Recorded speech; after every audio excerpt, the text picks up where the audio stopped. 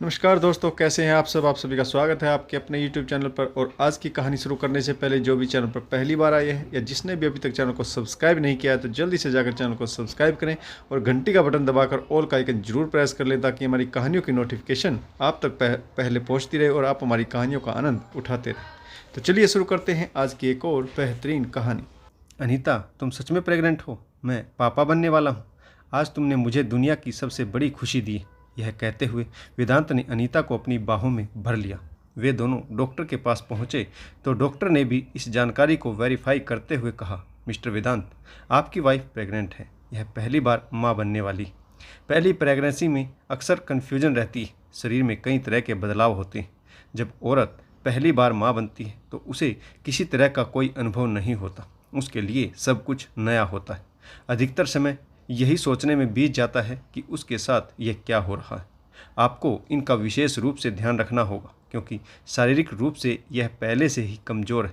ध्यान रहे इन्हें किसी प्रकार की कोई परेशानी ना हो। खान पान का विशेष ध्यान रखें ताकि यह स्वस्थ रहे और आपका होने वाला बच्चा भी स्वस्थ जन्म ले।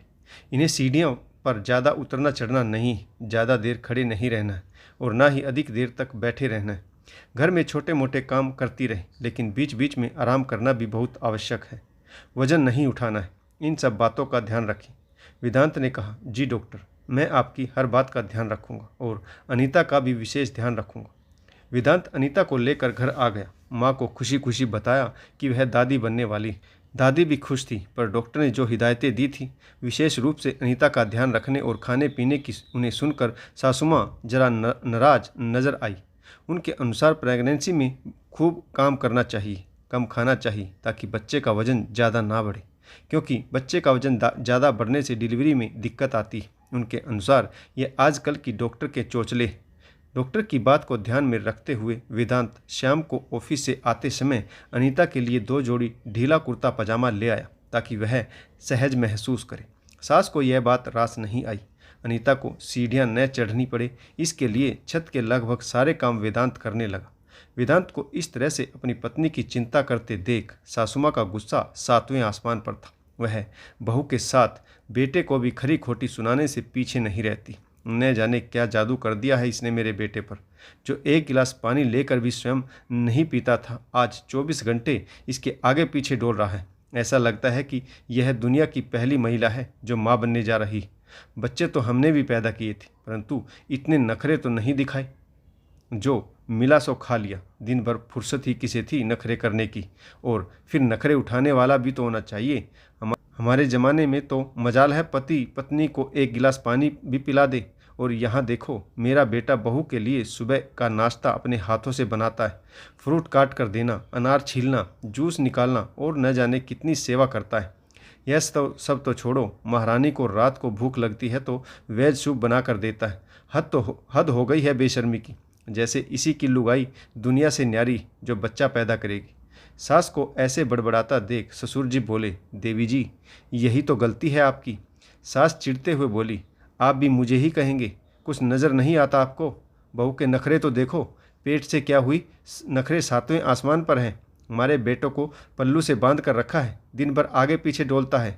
ऑफिस जाने से पहले घर के आधे काम तो वही निपटा देता है। फिर महारानी सारा दिन आराम फरमाती, पूरा दिन कमरे में सोती रहती, और जब बेटे का ऑफिस से आने का समय होता है तो वह मीटिंग करने का नाटक करने लगती है और वह बेचारा उल्टे पांव दौड़कर इसके लिए कुछ खट्टा मीठा लेकर आता है।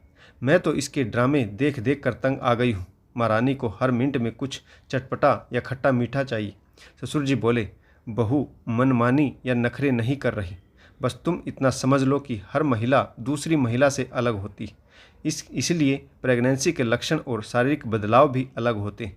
जरूरी नहीं कि तुम परेशान नहीं हुई तो बहू भी नहीं होगी, या जरूरी नहीं कि तुम्हारा कभी खट्टा मीठा खाने का मन नहीं किया और जो मिला वही खा लिया तो बहू का मन चटपटा खाने का नहीं करता होगा। और जमाना भी बदल गया है देवी जी।